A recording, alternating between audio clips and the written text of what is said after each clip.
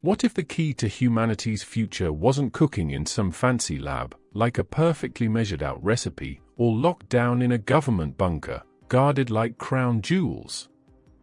What if, instead, it was found under the greasy hood of a beat-up engine, in a place that smelled of old oil and forgotten dreams?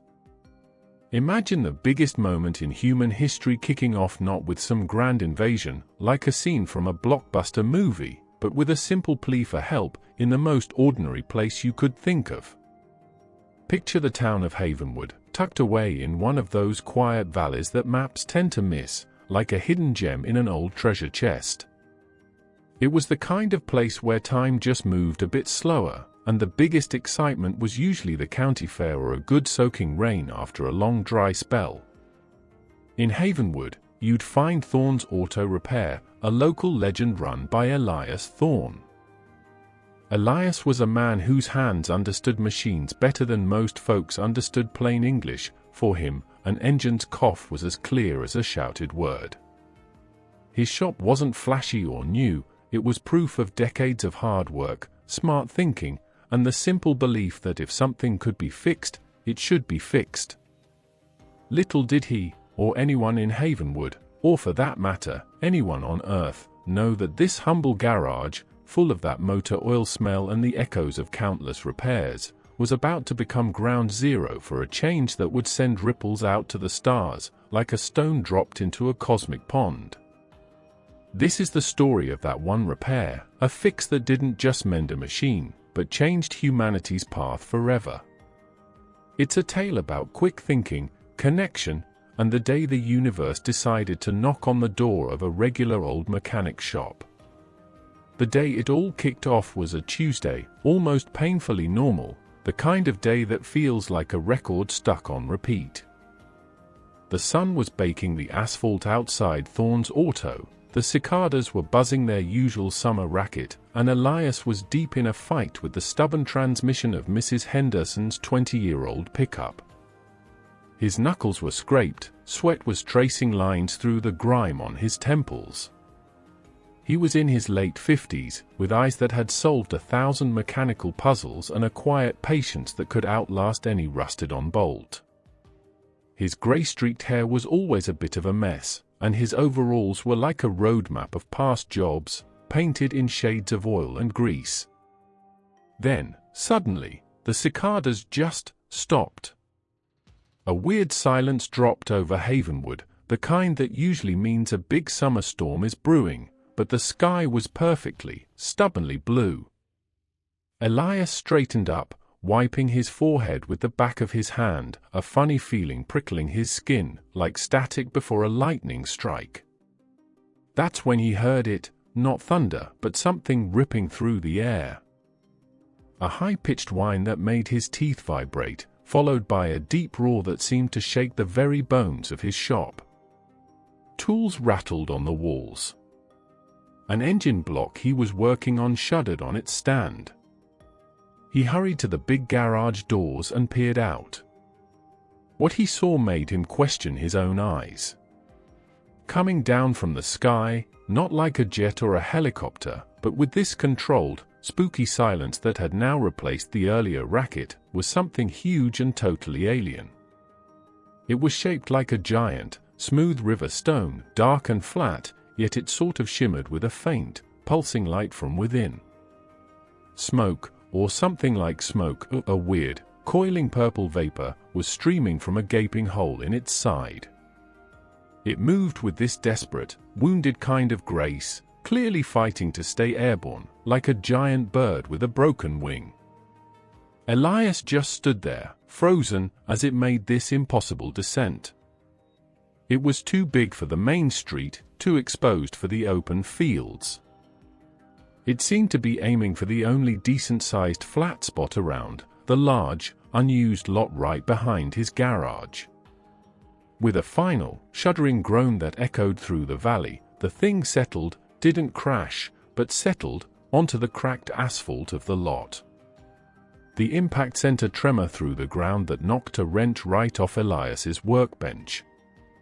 For a long moment, it was silent again, but this silence felt heavier, charged with disbelief.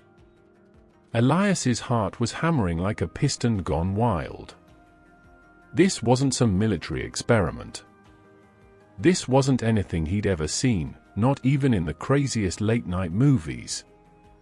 The air crackled with a strange energy, and a faint, metallic smell started to mix with the usual workshop aromas. Slowly, carefully, he walked towards the back lot. The sheer size of the thing was mind-boggling. It dwarfed his garage, its smooth, seamless surface just soaking up the sunlight. The damage was bad. A jagged, blackened gash ran along one side, spitting sparks now and then and leaking more of that strange purple vapor, which sizzled when it hit the ground. Then, a part of the hull, impossibly smooth, seemed to just melt away, showing an opening. A ramp extended, not with clanks and gears, but with a silent, smooth motion, like water flowing. And down that ramp, a figure appeared. It was tall, slender, easily 7 feet, with limbs that moved with an unsettling, almost double-jointed grace. Its skin was the color of twilight, a deep indigo, and it seemed to shimmer faintly. Large, dark eyes, like polished obsidian, scanned the area, finally landing on Elias. It didn't have a mouth like ours, but Elias felt this overwhelming wave of intelligence, and surprisingly, of exhaustion and desperation, coming from the being. It clutched its side, where its own strange, glowing blood, the same color as the ship's leaking vapor, was seeping between long, delicate fingers. The alien took a hesitant step towards him, then another. It raised a hand, palm open, in a gesture that felt like it universally meant peace, or maybe even surrender. And then, a voice, not in English, not in any language Elias knew, echoed right inside his mind, clear as a bell, and filled with undeniable urgency. "Help, please. Ship, dying. We are dying." Elias Thorne, mechanic of Havenwood, found himself face to face with a being from another world, whose ship was broken down in his backyard. And it was asking for his help. That ordinary Tuesday? Yeah, it was well and truly over. Now, Elias wasn't the panicky type. He'd faced down angry bulls in his younger days and stared into the heart of more than one engine fire. But this was something else entirely. His brain was scrambling, trying to fit what he was seeing into the familiar world of his workshop, like trying to fit a square peg in a round hole, if the peg was from another galaxy. Still, the desperation in those big, dark eyes, the almost tangible feeling of distress being beamed into his thoughts, that was undeniably real. What are you? Elias thought, more than said it out loud, and was surprised when the alien seemed to get the message. "My designation is Xylar," the mental voice came back, with a slight tremor. "My vessel, critical failure." We were far from designated pathways. This system was the only refuge. Xylar gestured weakly at the massive, wounded machine. "The core, it's destabilizing. If it breaches," the unspoken threat hung heavy in the air, feeling as big as a galaxy. Elias took a deep breath, the smell of ozone and that weird metallic scent filling his lungs. He was a mechanic. Things broke. He fixed them. This was just a bigger thing. A much, much bigger thing. "Let me take a look," he said, his voice surprisingly steady. Then, he mentally sent a simpler thought, "Show me." Xylar nodded slowly and led him towards the gaping hole in the ship's hull. As they got closer, Elias could feel this strange thrumming energy coming from inside, a deep hum that vibrated in his bones. The air around the gash was hot, shimmering like you see over a scorching highway in summer. Peeking inside was like looking into the heart of a captured star. Wires, or what looked like wires, some were crystalline, Others, like living vines pulsing with light, were torn and frayed. Parts made of unearthly materials, metals shimmering with impossible colors, and ceramics that felt warm even when they weren't obviously powered, were cracked and blackened. Right in the middle of the visible damage, a sphere of what looked like liquid light, held inside a fractured crystal cage, was flickering like crazy, its pulses getting more and more agitated. This, Elias figured, was the core Xylar was talking about. The primary energy conduit was severed by stellar debris, Xylar explained, its mental voice laced with something Elias could only guess was pain. Secondary systems are failing to compensate. The containment field for the drive core is collapsing. Elias ran a hand through his hair. Stellar debris, he muttered. Right. He dealt with engines flooded by rivers, electrical systems chewed up by rats, frames bent from hitting deer. Stellar debris was a new one. The technology was baffling, way beyond anything humans had ever dreamed up. There were no nuts and bolts, no spark plugs, no pistons he recognized. It was like asking a Stone Age guy to fix a smartphone. I don't have tools for this, Xylar, Elias said, just being honest. Your tech, it's different. Your understanding of energy, of mechanics, it is primitive, yes, Xylar admitted, but there was no condescension, just a statement of fact. But you possess ingenuity.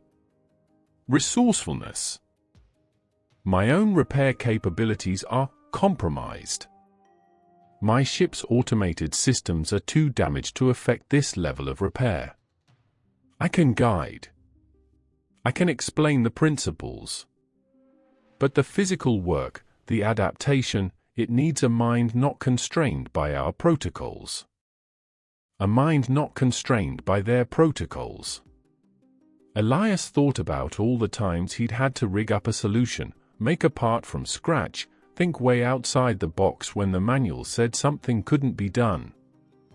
Maybe, just maybe, that's what the alien saw in him, in humans, the ability to see a solution when the instruction manual was blank. Okay, Elias said, the decision firming up inside him. This Xylar was stranded, hurt, and asking for help. And if that core went, it sounded like Haven would, and maybe a whole lot more, would go with it. Okay, Xylar. Let's see what we can do. But you'll have to talk me through it. Slow and simple. Xylar's relief was like a wave washing over Elias.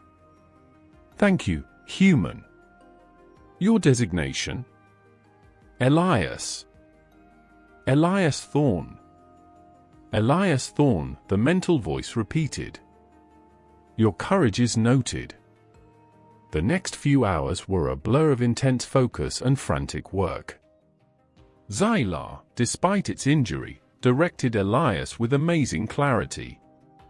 It couldn't help much physically, but it projected schematics into Elias's mind, dazzling, complex webs of light and energy flow that he somehow started to get on an intuitive level.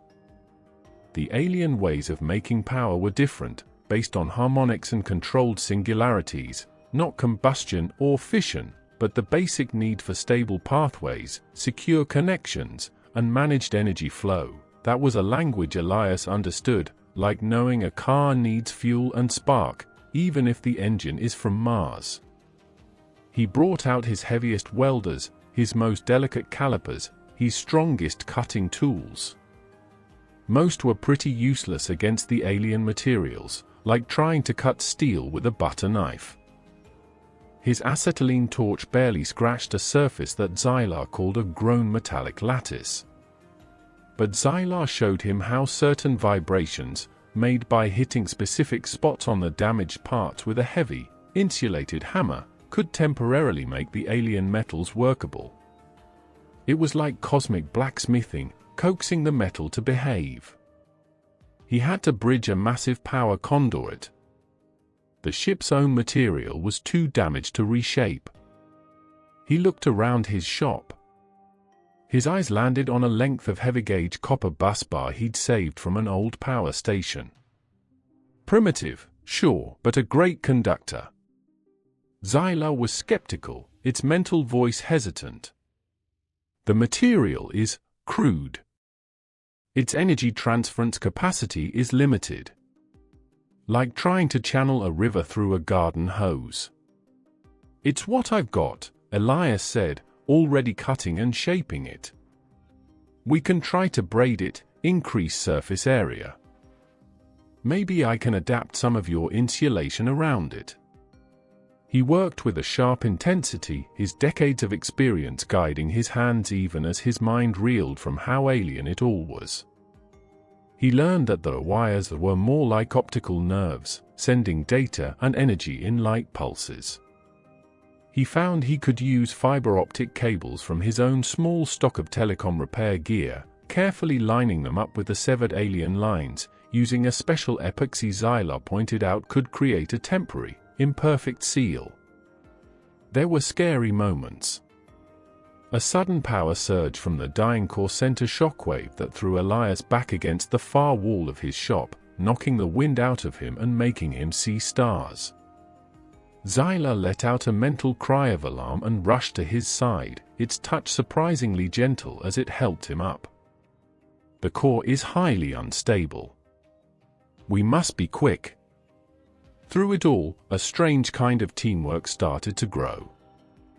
Zyla, for all its advanced nature, showed a touching faith in Elias's abilities. It answered his questions patiently, explaining concepts that twisted his understanding of physics into knots, yet always bringing it back to the job at hand. Elias, in turn, found himself marveling at the alien's resilience and the sheer beauty of its technology, even broken as it was. He wasn't a scientist, but he was a craftsman, and he could appreciate good design, no matter how otherworldly. This ship wasn't just a machine, it was a work of art. The sun started to dip below the valley rim, painting the sky in shades of orange and purple, ironically, a lot like the colors of Zyla's ship and its strange, leaking energies. Hours had flown by in a state of intense focus, a silent dance of human effort and alien guidance. The initial shock was gone, replaced by the grim focus of a surgeon in a life-or-death operation. Elias was running on adrenaline and a stubborn refusal to give up. The main problem was still that primary energy conduit. It was a thick, multi-sided crystalline thing that had shattered near where it connected to the drive core's containment field. Zyla explained it didn't just carry raw power, it tuned it, smoothed it out, like a complex lens focusing immense energy, or a perfectly crafted musical instrument turning raw breath into beautiful notes. Making a new one was impossible. Bypassing it completely would overload everything. The conduit harmonizes the core's output, Zyla projected, its mental voice sounding strained. Elias could sense the alien was getting weaker, the effort of constant mental communication and its own injuries were taking a toll. Without that harmony, the containment field will simply shatter. The energy released would be considerable. Considerable enough to wipe Havenwood off the map. Elias asked, wiping sweat and grime from his face with a rag. Havenwood? Your continent? Possibly more. The answer was blunt, no drama. Elias stared at the fractured conduit. His copper bus bars, painstakingly braided and insulated with layers of earthly stuff and scavenged alien materials, could probably handle the raw current. But that harmony part, that was the kicker. How do you harmonize something you barely understand, like trying to conduct an orchestra when you've only ever played a kazoo? He thought about his work. About engines, timing belts, the precise balance needed for a motor to run smoothly. He thought about musical instruments, how a guitar string needed to be tuned just right. Harmony. Resonance. Xylar, he began, an idea, fragile and pretty wild, forming in his mind. This harmonization, is it like a frequency? A vibration? In a manner of speaking, Xylar confirmed. A specific resonant frequency unique to this core and this vessel. The conduit is grown to match that frequency, to amplify and stabilize it. Elias looked around his shop. His gaze fell on an old oscilloscope he used for diagnosing ignition problems, then to a collection of tuning forks he kept for some obscure carburetor adjustments on vintage bikes. Frequencies. Vibrations. He didn't have alien crystal growing tech. But he had a lifetime of making things work with what he had. What if, he said slowly, thinking aloud as much as talking to Xylar, what if we can't make the perfect harmony, but we can dampen the discord? Create a buffer? Something that can absorb the erratic frequencies, smooth them out enough for the containment to hold. Xylar was silent for a moment. Elias could almost feel the alien mind mulling over the crude, almost sacrilegious simplicity of the idea. A dampening field? Composed of what material? Your technology does not possess materials capable of absorbing such energies without disintegration. Elias's eyes roamed his kingdom of scrap metal, old engine blocks, discarded parts waiting for a new life. His gaze settled on a pile of old lead-acid batteries he was supposed to take for recycling. Lead. Dense. Really good at absorbing things, like radiation. And the battery casings, thick, vulcanized rubber. An insulator. Lead, Elias said. Shielded by a dielectric. It won't be pretty. It won't be permanent. But it might absorb enough of the bad vibrations to let the main power flow through my copper bypass without shaking the core apart. Then something else clicked. Inside the batteries was an electrolyte solution, sulfuric acid. Dangerous, but also reactive. What if?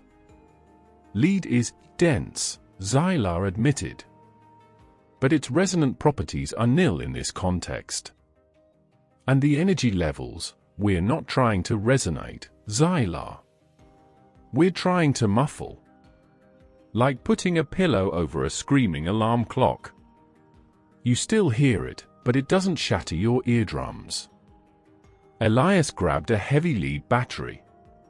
And the casings, rubber. Good insulator. What if I create a layered shield? Lead plates, separated by your salvaged chip insulation, and my rubber, all packed around the copper conduit I built. The idea was nuts, a Frankenstein's monster of earth junk and alien scrap. He'd have to carefully discharge the batteries, get the lead plates out, clean them. It would be messy, even dangerous. But the image of that flickering core, the thought of his town, his world, vanishing in a flash of alien energy, pushed him on. Xylar considered it. Elias could sense the aliens' internal debate, its super-smart understanding of physics wrestling with just how unorthodox this all was. The structural integrity would be questionable. The heat generated, we'll have to risk it, Elias stated flatly. Unless you have a better idea using a wrench and a prayer. A faint flicker of what might have been alien amusement touched Elias's mind. Your methods are unprecedented, Elias Thorne. Let us attempt your pillow. What followed was a masterpiece of desperate improvisation. Elias, with Xylar guiding him on how to safely get near the still dangerous conduit connection points, started building his shield. He carefully took apart the batteries, hands protected by thick rubber gloves, face shielded. He cleaned the lead plates. Then, using salvaged scraps of the alien ship's internal paneling, a strange, lightweight but incredibly strong ceramic-like material, and layers of heavy-duty rubber from old truck tires. He began to build a multi-layered sleeve around his copper bus bar bypass. He worked like a man possessed, the setting sun casting long, dancing shadows across the workshop. Zyla monitored the core's increasingly wild pulses, offering quiet words of guidance and, Elias thought, encouragement. The fluctuations are intensifying. We have little time. Finally, the makeshift conduit was ready. It was a monstrous, ugly thing, a bulky mashup of human junk and alien elegance. But Elias had a hunch. He'd poured all his experience, all his intuition, into building it. He'd even, in a moment of what you could only call mechanical empathy, gently hammered a specific sequence onto the lead plates, trying to mimic a dampening pattern he'd once used to stop a vibration in a notoriously fussy generator.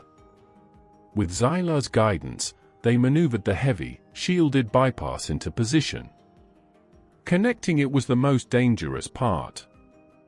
Elias had to get incredibly close to the fractured, sparking ends of the original alien conduit. He could feel the raw power thrumming in the air, making the hairs on his arms stand on end, like standing too close to a massive speaker at a rock concert. His heart pounded like a drum solo against his ribs. One wrong move, one arc of energy, and he'd be toast. He took a deep breath, held it, and with steady hands, made the first connection. A shower of brilliant blue sparks erupted, and a low groan came from the ship, a sound of immense strain. "Hold it steady, Elias." Zyla's mental voice was sharp with tension. Elias gritted his teeth, muscles straining, as he forced the second connection into place. There was a blinding flash, a sound like a thunderclap right overhead, and the lights in his workshop flickered and died. They were plunged into the twilight gloom, lit only by the eerie glow from the ship and the now stabilizing light of the drive core. For a heart-stopping moment, nothing happened. The ship was silent. The core's wild flickering settled into a more rhythmic, steady pulse. Then, slowly, a deep hum began to resonate from the vessel, a sound of immense power awakening, but this time, it was controlled, smooth. Lights flickered on within the visible sections of the alien craft, not erratically, but with purpose. Elias let out a breath he hadn't realized he'd been holding. He was drenched in sweat, his body aching, but a grin stretched across his face. The hum grew stronger, no longer threatening, but a thrum of vibrant, contained energy, like a powerful engine finally running smoothly after a tune-up. That sickly purple vapor that had been seeping from the gash in the hull lessened, then stopped completely. Inside the damaged section, the sphere of liquid light, the drive core, are now pulsed with a strong, confident beat. Its previously fractured crystalline containment cage glowed with a renewed, even light. Elias's crude, lead and rubber-wrapped copper bypass, an ugly duckling in a nest of swan technology, was holding. It was actually holding. The core, it is stable. Zyla's mental voice came through, filled with an awe that went beyond words. The energy flow is harmonious. Crude, yet functional. More than functional. It is remarkably efficient for its composition. Elias leaned against a workbench, his legs suddenly feeling like jelly. A wave of exhaustion washed over him, so deep it was almost crippling. But underneath it, a spark of fierce pride. He, Elias Thorne, with tools from a backwater garage, had fixed something that stumped an interstellar traveler. Zyla approached him, its tall form moving with a new ease, the earlier signs of its injury less noticeable. The bioluminescent blood had stopped seeping. Elias Thorne, the alien projected, and this time, There was no mistaking the depth of emotion in its mental tone: gratitude, respect, and something like wonder. "You have done the impossible. You have saved my ship. You have saved my life, and that of my companion." Companion? Elias looked towards the ship, and for the first time, noticed a second, smaller figure now visible in the soft interior light of the vessel, watching them. "Just doing my job," Elias managed, his voice hoarse. "Though this one's going to be a heck of a story to tell." "Not that anyone would believe it." "They will," Zylar said, a strange certainty in its tone. "The universe will know of this day, and of your ingenuity." The ship itself seemed to breathe. Soft lights began to trace patterns across its hull, and the air around it, which had been charged and heavy, now felt clean, energized. The ground beneath their feet no longer vibrated with uncontrolled power, but with a gentle, rhythmic pulse. The repair, against all odds, was a success. The immediate crisis was over. Zylar was safe. The ship was functional, at least enough to leave. Elias looked at his hands, covered in grease, alien fluids, and the grime of his labor. They were just a mechanic's hands. But today, they had touched the stars, and perhaps, nudged the future. He felt a profound sense of accomplishment, but also a dawning awareness that this wasn't just an ending. The successful repair wasn't the end of the story, but the lighting of a fuse. The spark of change had been ignited, right there in the dusty lot behind Thorn's auto repair. With the immediate danger gone and the ship's core purring like a contented cosmic cat, a different kind of energy filled the space between Elias and Zylar. The tension of the crisis had melted away, replaced by a quiet sense of shared success. Zylar's companion, a being similar in form but a bit smaller, now approached, its movements fluid and graceful. It offered Elias a gesture that was clearly one of deep thanks, a slight bow of its head, its large eyes shimmering. "My companion, Lyra, also extends her gratitude," Zylar communicated.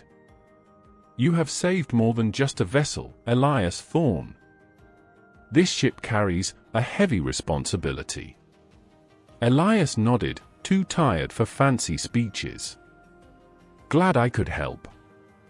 Just try to avoid any more stellar debris, all right?" A soft chuckle echoed in his mind. "We shall endeavor to be more cautious." "Your resourcefulness, Elias Thorn, has not only repaired our ship but has also given us insight. Your species, humanity, it has a raw, untamed brilliance. A capacity for intuitive leaps that our more structured intellect sometimes overlook, like finding a shortcut through a maze that the original mapmakers missed." Zylar then paused, a sense of seriousness returning. "We cannot repay you in a measure equal to the service you have rendered. Our currency, our technology, would be meaningless or perhaps even dangerous if simply handed over without context. However, we cannot leave without offering a token of our immense gratitude and a symbol of the connection made here." From a compartment that slid silently open on its wrist, Zylar produced a small object. It was a perfect sphere, no bigger than a golf ball, made of a material that seemed to be solidified light, swirling with intricate patterns that shifted and reformed as Elias watched. It pulsed with a gentle, warm energy. "This," Zylar said, its mental voice filled with a profound seriousness, "is what we call a seed of knowledge. It is not technology in itself, but rather a key. A primer. Think of it like a map to a hidden treasure of understanding.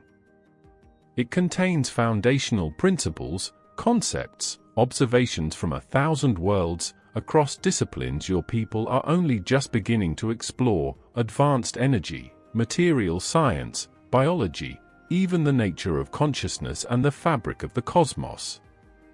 It is designed to be understood intuitively, to blossom within a receptive mind, to guide and inspire, not to dictate. Xylar extended the sphere to Elias. It will not give you instant answers or weapons. It is not a shortcut. But it will show your brightest minds new questions to ask, new paths to explore. It will accelerate your natural journey, should you choose to follow its whispers. It is a gift of potential, Elias Thorne, given in utmost trust. Elias hesitated. The sphere felt warm in his calloused palm, thrumming with a gentle life of its own. The responsibility it represented was huge, terrifying. He was just a mechanic from Havenwood. Who was he to accept such a thing? Xylar, this is too much, he stammered. I'm just one man. What am I supposed to do with the secrets of the universe? You are the man who saved us when all our knowledge failed. Lyra's voice joined Xylar's in his mind, gentle but firm. You are the one who demonstrated the quality we now believe is humanity's greatest strength, the ability to bridge the impossible with ingenuity and compassion. You will know what to do. Or you will find those who will. Xylar placed its long fingers briefly over Elias's hand, a gesture of reassurance. The seed is attuned. It will not overwhelm. It will simply be. Awaiting the right minds, the right questions. Its presence on your world is now a fact. How it grows is up to humanity. Elias closed his hand around the sphere. It felt like holding a captured star, a universe of possibility.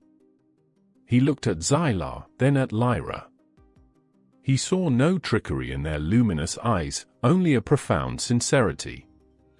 "All right," he said, his voice filled with a new, dawning sense of purpose. "I accept. And thank you." The ramp to the alien vessel began to retract. The great ship hummed, a low thrum that promised journeys between the stars. "We must depart, Elias Thorne," Xylar said. "Our own mission is urgent, and now, thanks to you, possible once more. We will carry the story of the mechanic from Earth to the far reaches of the galaxy. Know this, your act of kindness, your skill, will not be forgotten. It has forged a bond. Safe travels, Xylar." "Lyra," Elias said, raising a hand in farewell. The seamless opening in the hull sealed itself, leaving no trace it had ever been there. The ship, now vibrant with contained power, lifted from the ground with that same eerie, controlled silence it had shown upon its desperate arrival. It rose above the workshop, above Havenwood, a dark silhouette against the star-dusted twilight sky. For a moment, it hovered, as if in a final salute. Then, with a surge of power that made the air shimmer, it streaked upwards, faster than anything Elias had ever seen, and in a blink, it was gone, a fading spark among the distant stars. Elias Thorne stood alone in the suddenly quiet lot, the cooling night air raising goosebumps on his arms. In his hand, the seed of knowledge pulsed with a gentle, insistent warmth. The ordinary world around him, his shop, the familiar sounds of crickets starting their nightly chorus, the distant bark of a dog, seemed both exactly the same and utterly, irrevocably changed. The repair was complete. The aliens were gone. But the real consequences, the ripples that would change history, were only just beginning. For several days, Elias Thorne kind of walked around in a daze. He did his usual thing, fixing carburetors, changing oil, the everyday tasks, a sharp contrast to the cosmic drama that had played out in his backyard, like trying to focus on washing dishes after witnessing a miracle. The seed of knowledge? He kept it hidden in a locked strong box in his office, its gentle thrum a constant reminder of the impossible truth. He didn't tell a soul. I mean, who would believe him? He could already imagine the whispers, the knowing looks, the gentle suggestions that Old Man Thorn had finally cracked. But the seed was a patient little thing. Its presence was subtle, but you couldn't deny it. Elias found himself looking at engines, at schematics, even at the stars at night, with a whole new angle. Old problems suddenly seemed to have simpler, more elegant solutions. He'd be wrestling with some particularly stubborn mechanical issue, and a flicker of insight, an image of interconnected energies from Zylar's mental blueprints, would flash in his mind, suggesting a totally new approach. His repairs became, well, inspired. He knew he couldn't keep it to himself forever. This gift wasn't meant for one small-town mechanic. It was for all of humanity. But how do you share something like that? Hand it over to the government? He cringed at the thought of it vanishing into some secret bunker, turned into a weapon, or just completely misunderstood. Scientists? Which ones? How could he make sure it was used for good, like Zylar and Lyra wanted? The decision was kind of made for him. A young astrophysicist, Dr. Aries Thorn, Elias's estranged nephew, a brilliant but often ignored theorist working on wild ideas about space-time at a struggling university, came to Havenwood for a reluctant family visit. Elias, desperate to talk to someone who might just get it, showed him the seed. Aries, predictably, was skeptical. He poked it, prodded it, ran every non-invasive sensor he could rig up in Elias's garage over it. The sphere did nothing for his instruments, just a pretty, warm rock. He was about to write it off as a clever fake, a fancy paperweight, when Elias, frustrated, just said, "Just hold it, Aries. And think about that's impossible to faster-than-light travel theory you've been stuck on for a decade." Aries, with a sigh of patient condescension, picked up the seed. And then, he just froze. His eyes, usually darting around, widened, then unfocused, like he was seeing something way beyond the cluttered walls of the garage, like a mental curtain had been pulled back. Minutes ticked by. Elias watched, his heart pounding.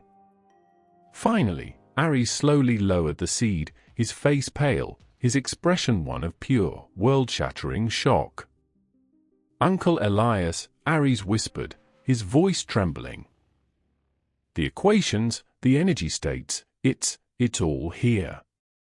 Not answers, but the right questions. The pathways. My God, the pathways." That was the start. Aries, armed with these intuitive leaps from the seed, didn't suddenly crack FTL travel overnight. But his research, once laughed at, took on this new, electrifying direction. He started publishing papers, not with definite answers, but with theories so elegant, so revolutionary, that they began to turn heads in the scientific world.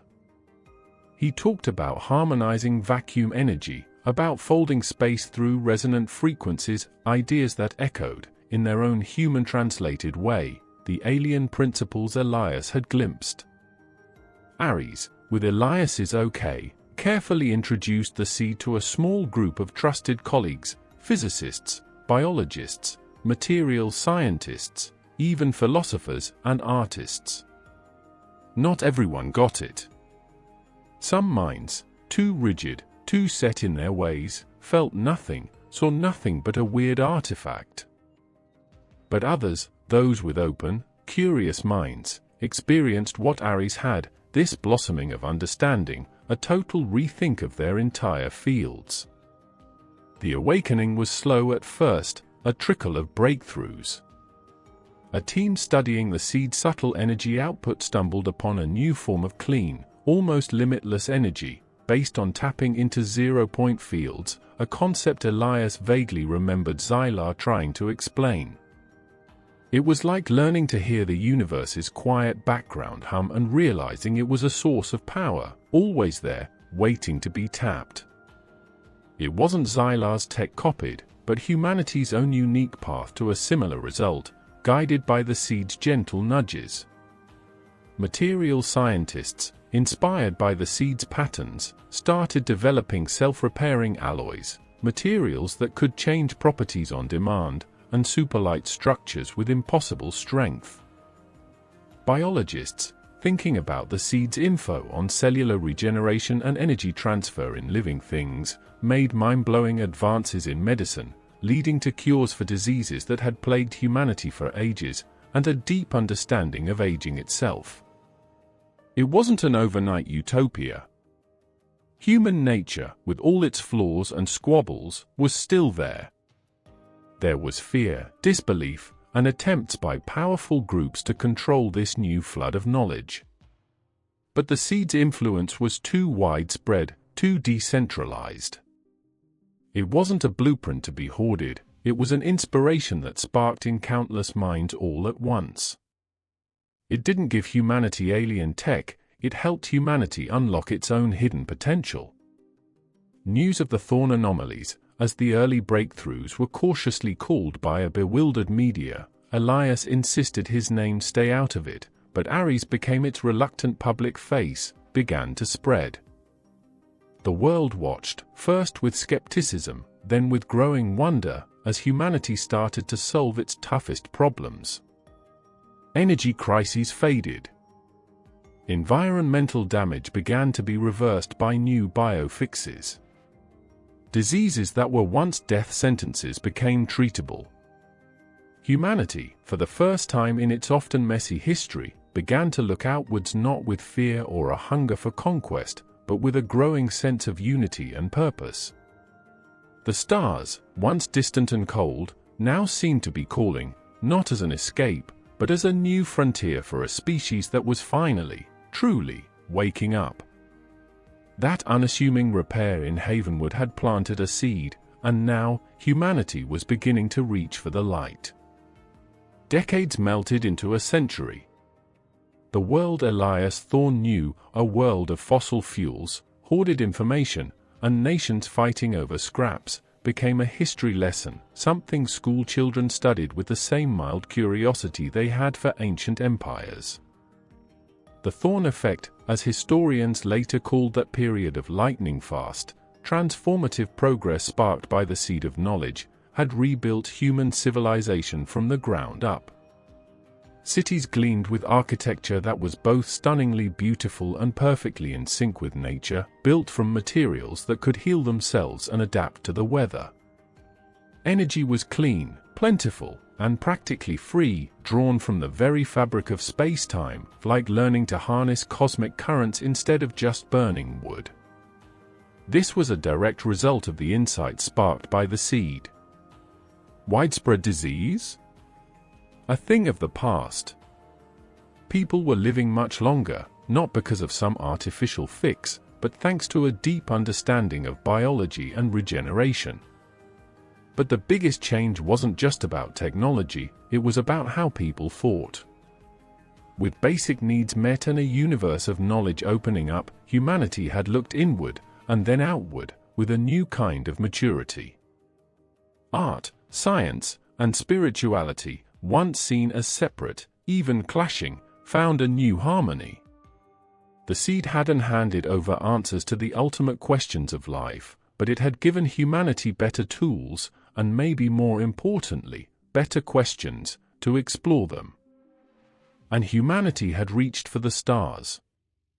Not with clunky, old-fashioned rockets, but with ships that slipped through the folds of space, their designs inspired by the core principles in the seed, yet uniquely human in how they looked and worked.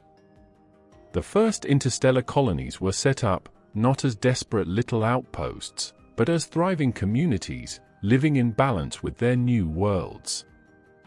It was during one of these early interstellar trips, a research mission to a previously uncharted nebula, that humanity made official, undeniable first contact. Not with a desperate, damaged ship this time, but with an established interstellar civilization, a member of a loose group of species known as the Galactic Concord. To everyone's surprise, the aliens weren't hostile, nor were they some kind of all-knowing gods. They were curious, cautious, and, as it turned out, they already knew about humans. The story of Xylar and Lyra, of the small, insignificant planet whose mechanic had pulled off an impossible repair, had become something of a legend in certain corners of the galaxy, a tale about the amazing ingenuity that could pop up in the most unlikely places, like a rare flower blooming in a desert.